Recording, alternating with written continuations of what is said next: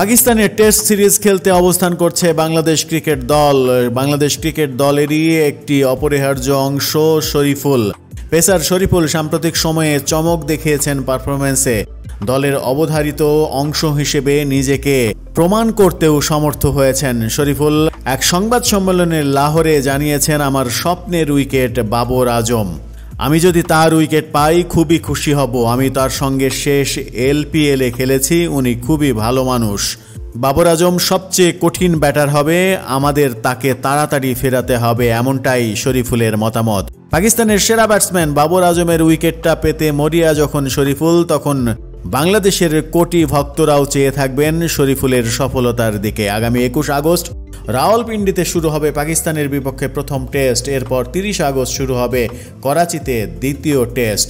প্রথম টেস্টে পেসারদের জন্য সহযোগী উইকেট পাবেন বলেই আশা শরীফুলের।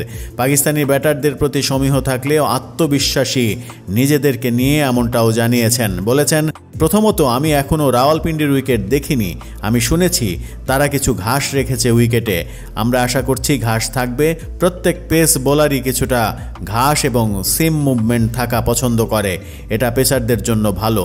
তারা বিশ্বমানের ব্যাটার, কিন্তু আমাদের ভালো বোলিং অ্যাটাক আছে, আমাদের তাদের সঙ্গে লড়তে হবে।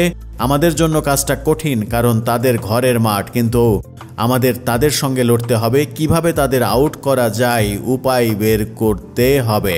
এবছরের মার্চে সর্বশেষ টেস্ট খেলেছেন শরীফুল। এরপর থেকে তার সব ব্যস্ততা সাদা বলকে ঘিরে। এখন দেখার বিষয় শরীফুলের স্বপ্নের উইকেট পাকিস্তানের সেরা ব্যাটসম্যান বাবর আজমকে আউট করতে পারেন কিনা। খুব দ্রুত বাবর আজমকে সাজঘরে ফিরিয়ে পাকিস্তানের ব্যাটিং লাইন আপে শঙ্কা তৈরি করতে পারেন কিনা।